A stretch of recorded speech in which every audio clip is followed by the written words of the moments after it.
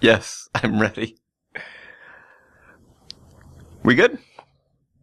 Hey, thank you so much for coming to the very last talk on Friday. This is awesome. I don't know if there's any other ones going on, but I feel like this is I went to the schedule and I looked at all the talks, and if you went all the way to the bottom, I was the last one. So thank you very much for coming to one more talk today. I appreciate that. I want to start by asking you to raise your hand if you're shy.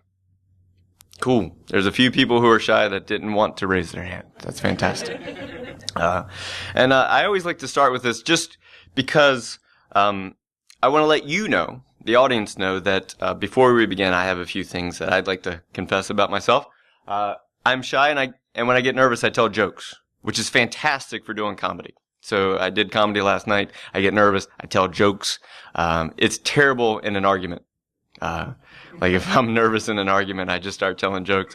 I got real nervous. I thought she was going to be upset with me. So, here's jokes. So the reason why I tell jokes is because sometimes I don't know what to do with all the energy that I have. And laughter is a great way to release that energy. And so that's one of the reasons that I developed the joke telling over all the years that, I've been here. I love and hate presenting.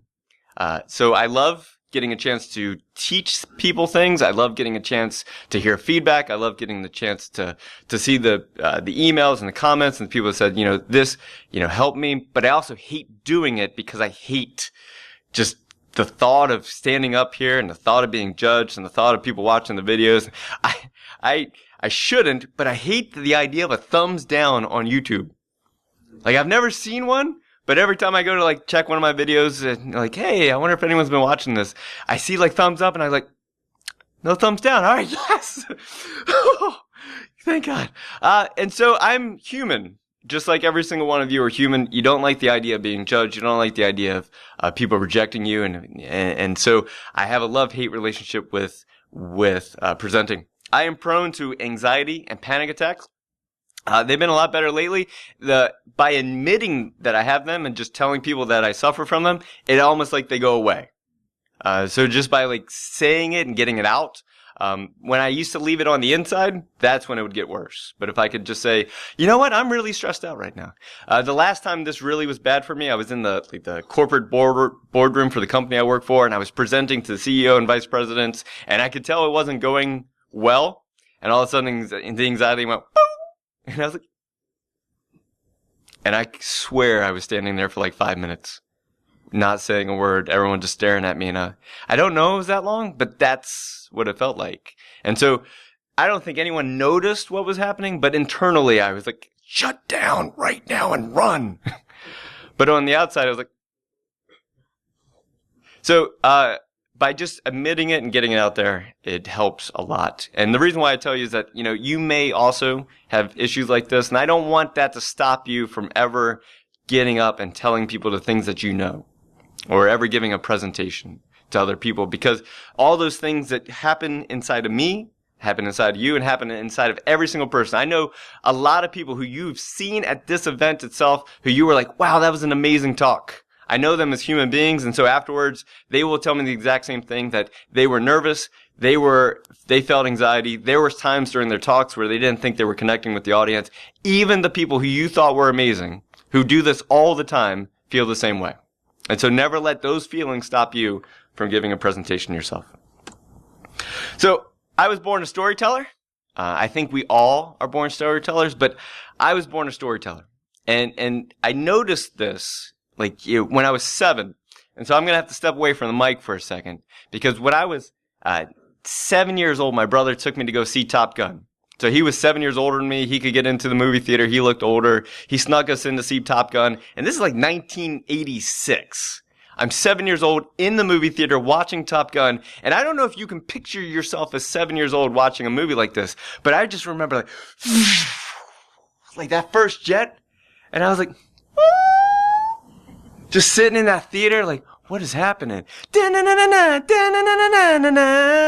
Loggins was playing, and it was just highway to the danger. I was this is awesome.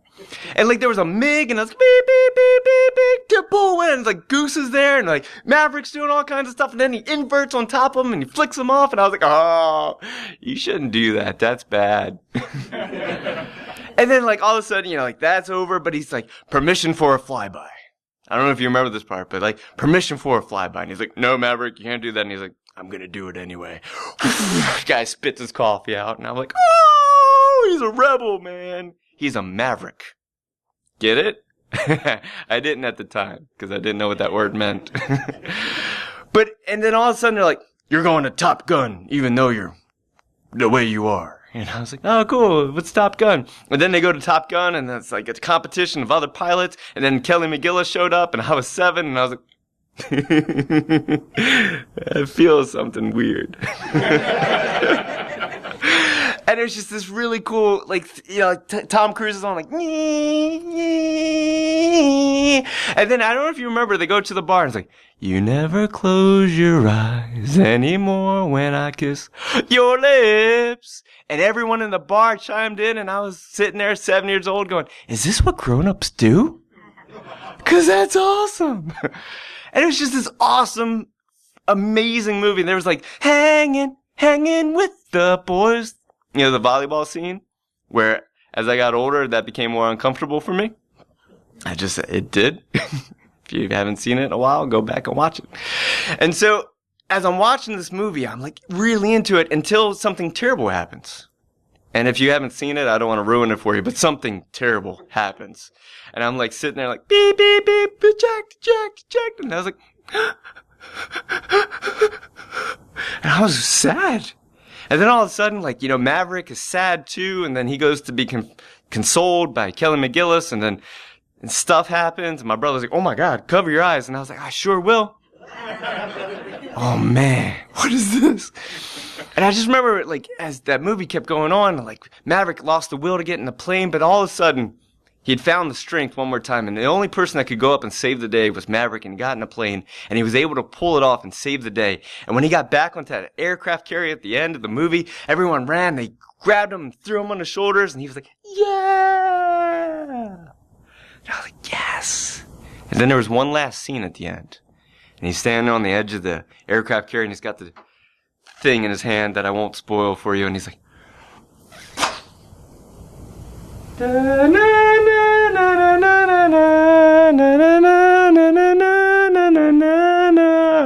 I'm like 7 years old, like, I'm right there with you, Tom Cruise.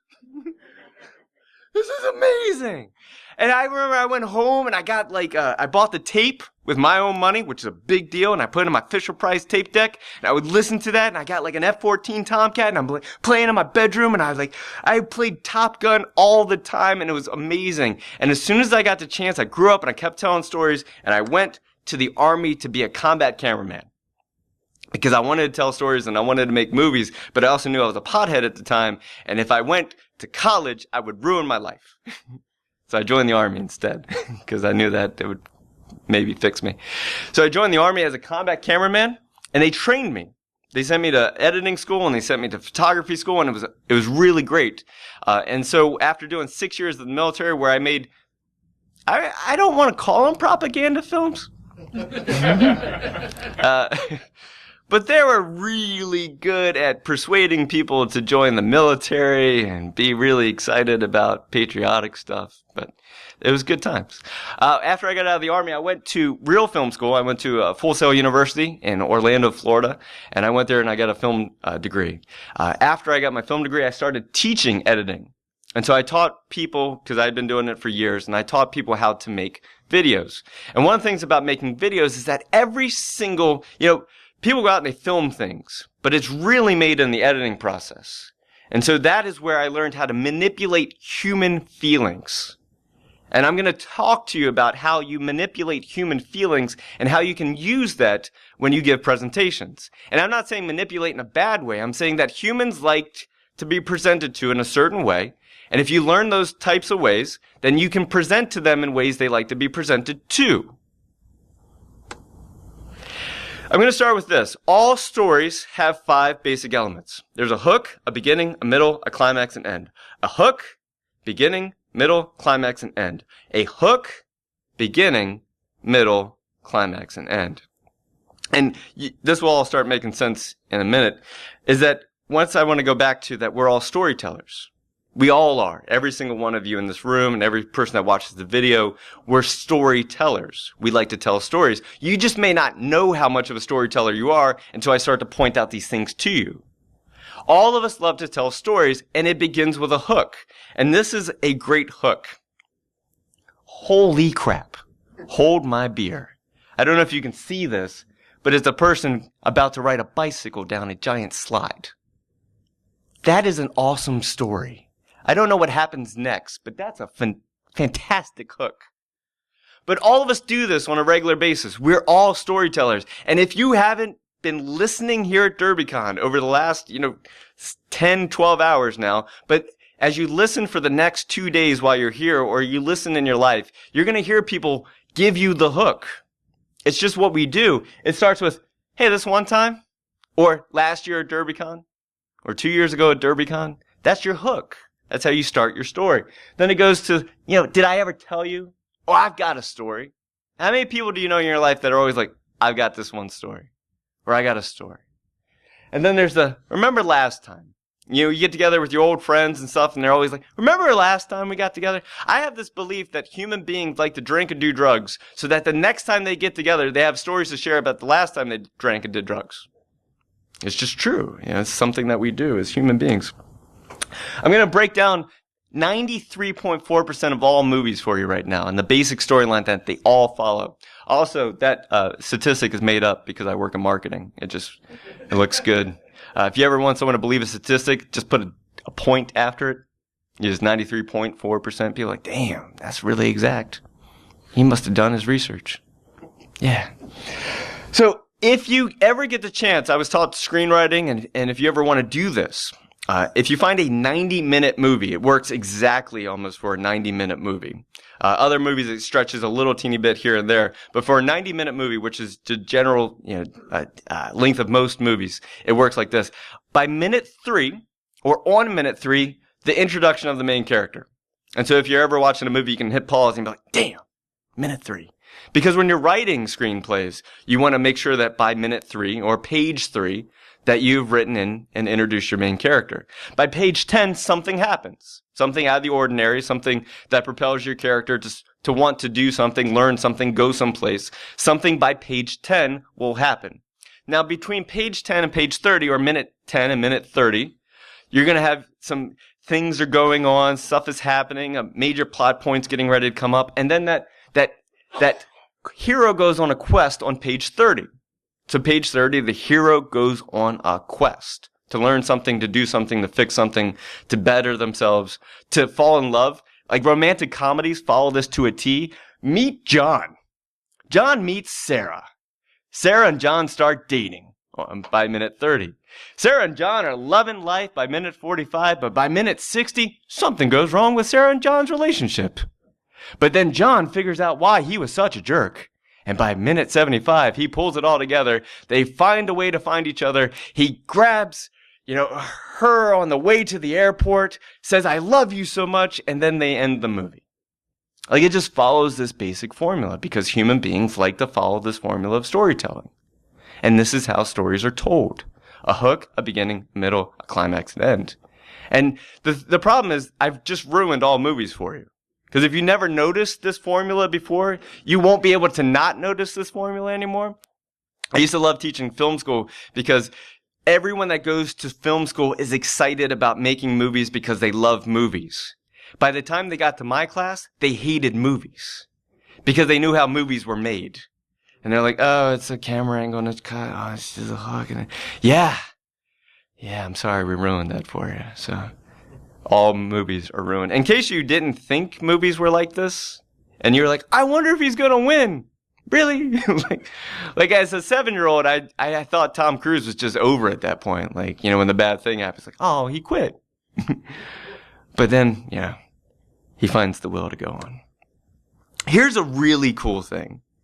And I learned this while I was an editor, and I learned it, and I'll tell you in a few minutes how I really learned it by experiencing it myself.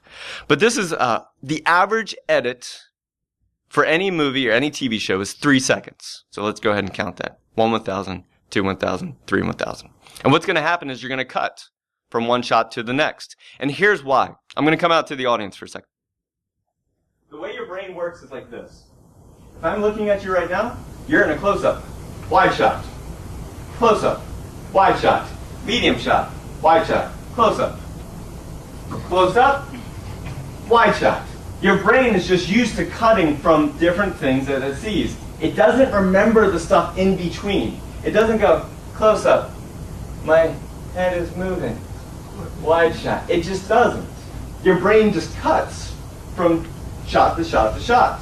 That's why when you watch a movie and it cuts from the close-up to the medium shot to the wide shot to the close-up to the medium shot to the wide shot, your brain goes, I'm fine with that. Totally fine with that. Because that's how our brain works. So in movie making, they cut 1 1000, 2 1000, 3 1000. And here's why. Your brain takes 3 seconds to realize what something is, to interpret it, and to compare it or to relate it to something in your life, in your past. So the way this works is, if you see an image of a yellow house, it takes almost a second for your brain to go, all right, I see that. It's yellow. It's a house. Cool. And then your brain goes, let's relate that to something. And it says, there was a yellow house like that in my neighborhood. So I see something. It's a yellow house. There was a yellow house like that in my neighborhood. So that's how your brain works. And it takes 3 seconds for those things to happen. And the reason why you want that relationship to work is because when you're watching movies, it's not about what's happening on the screen. It's about you thinking about it happening to you. And so when you're watching the movie, you start to relate with it. You start to cry. Like, if you've ever cried at a movie, why? Why did you cry? Or why did you get excited? Or why did you laugh? It's because you're relating what's happening on the screen to your own life. Like when I watched The Notebook, and I'm watching it and I start tearing up because I'm like thinking, am I going to have to suffocate my wife at the end of our lives? Is that what that movie's about? I always forget. Like, I think that's what it's about. So 1 1000, 2 1000, 3 1000. So in 4 seconds, here's how the human brain works. The human brain's amazing. In 4 seconds, it goes, I see something. It's a yellow house. There was a yellow house like that in my neighborhood. There was a girl that lived there. It starts to relate. It makes relationships. It starts to hop. In 5 seconds, your brain is so efficient and it starts to make leaps and connections to things of your past that it goes, I see a house. I see something. It's a yellow house. There was a house like that in my neighborhood. There was a girl that lived there. I didn't like her. And you start thinking about her and the reasons why you didn't like her. Like, that's how fast your brain makes leaps.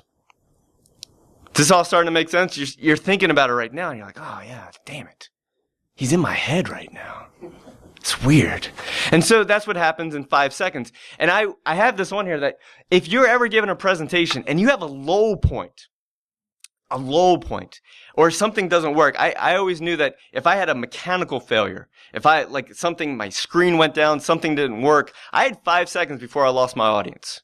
Because in 5 seconds, your audience would go, he's boring. I'm thinking about something else. Ah, there we go. That filled that hole. And so what I would always do as a presenter is that if something went down, I would keep talking like, oh, it looks like something bad has happened here. Let me go ahead and fix it. That's not working. All right, got the cable in. Looks like, and I'm back up. Because if I stopped talking and create that lull point and everyone just went off on their own tangents. Let's go in reverse. So 3 seconds is the average edit, and because it takes your brain, I see something. It's a yellow house. There was a yellow house in my neighborhood. Relationship. In 2 seconds, the human brain goes, I see something. Yellow house. It's trying to make the connections. It's firing off electrons and neurons, and it's looking for the data that it needs to be able to go, yellow house. But it doesn't have time to relate. So it just says, I see a yellow house. I've done a search, found it, yellow house. At 1 second, the human brain goes, I see something. And it cuts to the next shot. And now your brain has to figure out what the next shot is. And it's like, I see something. I see something. I see something. I see something. And your brain is like firing off and it's like trying to find, but like, what is that? What is that? What is that? What is that? And it's like searching through all the databases like, what is, all right, we got this. We got this. Just keep tracking. Like, okay. I don't know if I have it all. Okay. Just, if you go to half-second edits, which is like, It's just cutting and cutting and cutting. And what happens is when you watch movie trailers are cut in like these half-second edits. So when you're watching the movie trailer and it starts off and like, da, da, da, and you're like, is that a Millennium Falcon? And you're like, what is that? Lightsabers. And you're like, your brain is trying to process all this information. You're like, woo! And you're like, your brain's like, fine. And your brain, by the end of it, has done something amazing. Because we are human beings.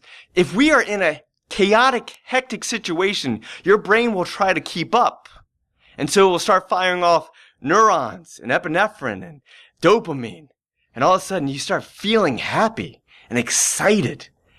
And all of a sudden, you have these happy chemicals floating through your brain, and you're like, I don't know why I'm so excited, but I am. And that's why they have movie trailers and music videos are cut in this range, so that way when you're done, you're like, I can't wait to see that movie. And they're like, exactly. We owned your brain. And this is what happens when people watch things. And the reason why I bring it up, and the reason why I wanted you to hear it, is because I just did it to you. When I was talking to you, I started off in the normal cadence. And if I wanted to right now, I could go into a slower cadence, to the point where you would almost hang on every word. And you would almost anticipate what I might say next, until I did this long enough to piss you off. But when I started talking fast, your brain was trying to process all the things that I was saying, and you were starting, and I saw your faces. You were starting to smile. I could see you smile. And I can see you smile right now. Because you're like thinking like, damn it, he's in my brain. Yes, I am. And this is how, when you're giving presentations, the cadence of your voice and the way you speak and the speed in which you speak has a certain effect on your audience. And if you talk in the same tone the entire time, you will lose your audience. So find the times to speak fast to get them excited, and find the times to speak slow when you want them to hear each and every word. And when I talked about the yellow house, which is cool, I talked about this yellow house. How many of you saw that yellow house in your brain? Anybody? Raise your hand if you saw that yellow house in your brain. Exactly. Because your brain was thinking of some yellow house you've seen before.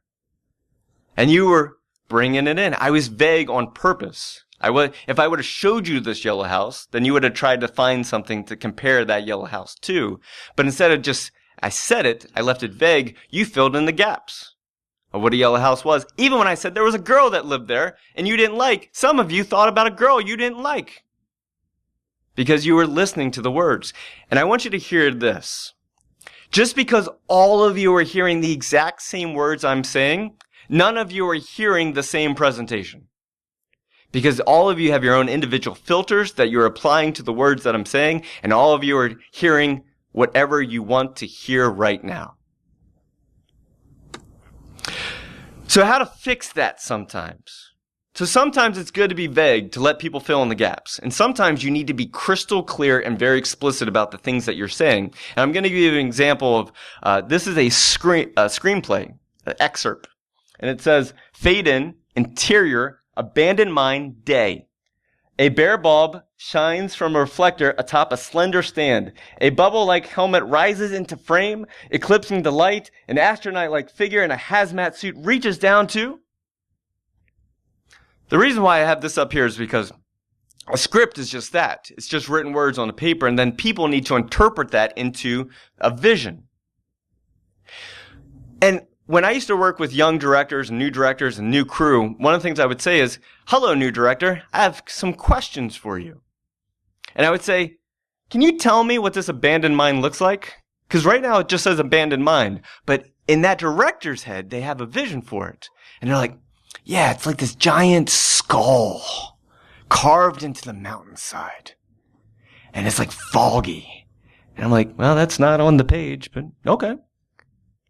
And I can only imagine if the director had said, please go make an abandoned mine for me for the set, and some crew would go out there and be like, okay. They would just make it the way they thought an abandoned mine should look like. And the director would show up and go, this is not what I was thinking. Yeah, because no one else knew what you were thinking. Because it's just on the script, and everyone's going to interpret it the way they want to. A bare bulb. And I would say, what's that bare bulb look like? And they're like, it's perfectly cylinder with filaments inside, like old school light bulb. I was like, damn you, I'm going to have to find that. All right, that's fine. And then I would say, like, well, what's that helmet look like? It's like, well, it's like old, really old, like 1960s style helmet. And I was like, damn you, I'm also going to have to find that too. And when I would hear young directors give me their interpretation, I go, you know what? Here's what I need you to do for me. Find me a picture of exactly what you want, and I will get that for you.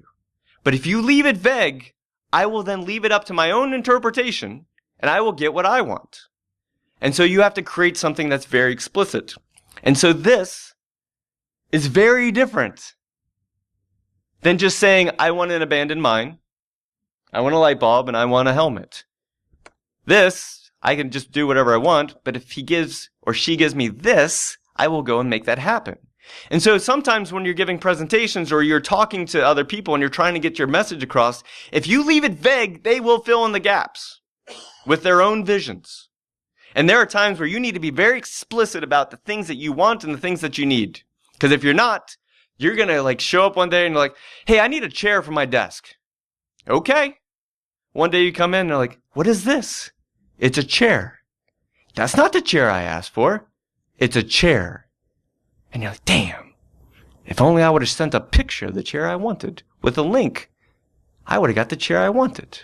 And so I want you to start thinking about that. When do I be explicit and when do I be vague? So here, how do you apply this? And we already started thinking about those things. How can I apply this to myself? When you're writing emails, if you ever have to get an email, I hate blank pages. I hate a blank page in a Word document and I have to write something that's supposed to be great. I hate like an email that I have to send to persuade people to do something for me because it's blank and I'm like, well, how do I start? I start by writing the words hook, beginning, middle, climax, and end on the paper. That's the only thing I write to start with. Hook, beginning, middle, climax, and end. Because that's the way I'm going to send it to whoever needs to read it. So the hook, let's say this is an email that you need to send. Hook. The whole thing crashed. What a fantastic hook. Like, wouldn't you want to read more? That's a great hook. I pulled it all apart. So that's your beginning. You know, I went on a quest. I went on a quest to fix it. In the middle, you know, I was getting things working, but then everything fell apart. It went to crap. Just like in all the stories. You know, there's an exciting incident by, you know, minute 10, and then the hero goes on a quest, and then everything looks like it's going well, and then it doesn't. And then the climax. To fix it, here are 3 solutions where you get very explicit with pictures of what you want and how to fix it. So that way they don't fill in the gaps, and they don't just give you what they think they should give you. They give you exactly what you ask for. And then you end it as fast as possible with, until this, we can't have nice things. How you can also use this in emails. Short sentences. Just like the whole thing that I talked about before, the 3-second edits. 3 second or 2 second or 1 second. And you want to just get your point across. Well, you can do it real explicitly with short sentences. I love sending short sentences. It's just real quick. If I have 5 sentences, I will break it into 5, like just alone sentences. The hook, beginning, middle, climax, and end. Because sometimes if I send this, I know that will be read. Because I know human beings. Because human beings will read this. Bullet points and short sentences, because that's what we like. We hate this. We hate this. But sometimes that's what you write. You will write this long email to somebody, and when you talk to them later, like, hey, did you get my email? Yeah. It was like a lot of words. I just didn't read them all. And you're all thinking like, damn it. And so the same thing is like that 5-second edit. I'm halfway through, my brain's somewhere else. And so when you're thinking about these, how do humans like to be given information? Give it to them the way they want information. So this whole thing's about presentations. So if you're ever thinking about giving a presentation, which I hope you all do because you're in this presentation, I feel like you self-selected yourself. You came to this presentation to learn how to give presentations because hopefully one day you'll give a presentation. So here's if you're like, how am I going to send this? Whenever I send in a CFP, I generally send 5 sentences of what my talk's going to be about. I send the hook, the beginning, the middle, the climax, and the end.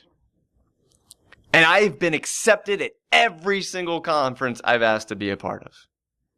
Because I think when they're reading it, they're like, oh, that's easy. Instead of this. So I send 5 sentences. When you're thinking about how you're going to give your presentation, I want you to do this. A hook.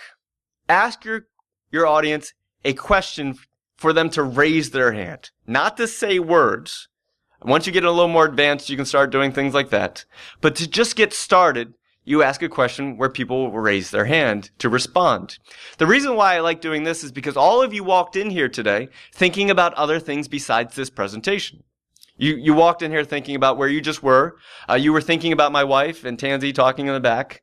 You were thinking about all these other things besides what I was about to start talking about. So I needed all of you to clear your minds and start thinking about what I wanted you to think about. So I asked you, raise your hand if you're shy. And that stopped you from thinking about everything else and started thinking about, what if I'm shy? So I got your attention. Then start with context. Like, why did you want to give this presentation in the first place? Like, why did you feel like it was necessary? Why did you feel like you needed to go research this? Why did you feel like the audience member, would want to listen to it? Go and give context. Give history. Make it personal. You want to make it personal so that way people understand why you're so passionate about the thing you're about to talk about. So make it personal. In the middle, you're going to go in a deep dive. Like, here's all the things that I learned. Here's the mistakes that I figured out. Here's this. Here's like this really cool thing. And tell them it's really cool.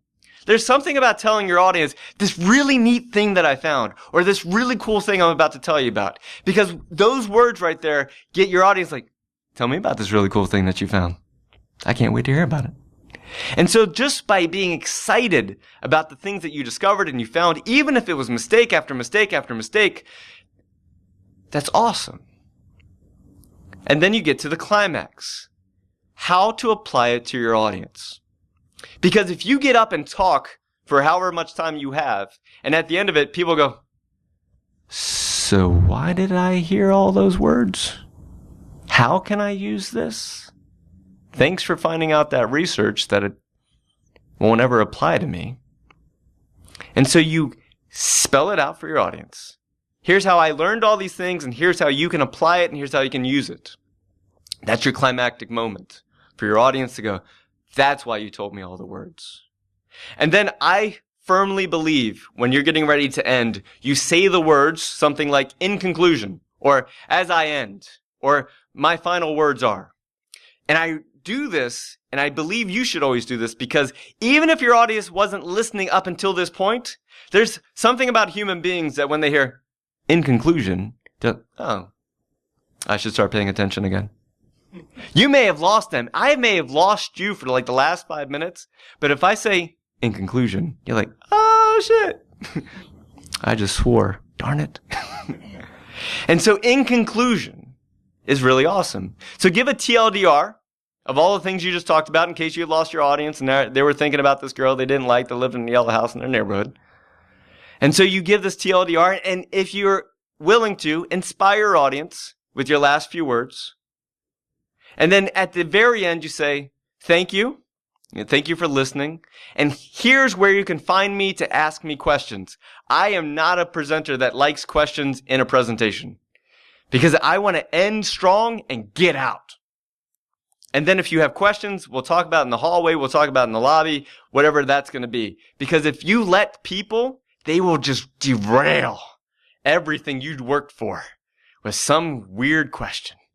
And you're like, oh, okay. Well, your very specific question for this very specific topic. So just end it and get out. But let people know where they can find you. And then give them a final takeaway, something that they can maybe research on their own. So guys, in conclusion, we are all storytellers. Every single one of us in this room, every single person you're going to see out in that lobby. We all know the hook, beginning, middle, climax, and end, but we just don't know that we do it all the time. I want you over time to get really comfortable with being explicit about using the hook, the beginning, the middle, the climax, and the end. And I'm going to leave you with this, is that, the cool thing about stories is that we're all part of stories. Like, if you go out into that hall right now and you start talking to people, you're going to start sharing stories, and you're going to share stories about friends of yours and the times that you've had in the past. And I love the fact that you all have become a part of my story, and I've become a part of your story. And it's really cool that I feel that that is what human existence is all about, is being a part of your story and you being a part of my story and sharing those stories over a lifetime. I'm available for questions right outside after this for a little while. I will also be at the Sands booth for the next 2 days if you want to stop by and talk to me there.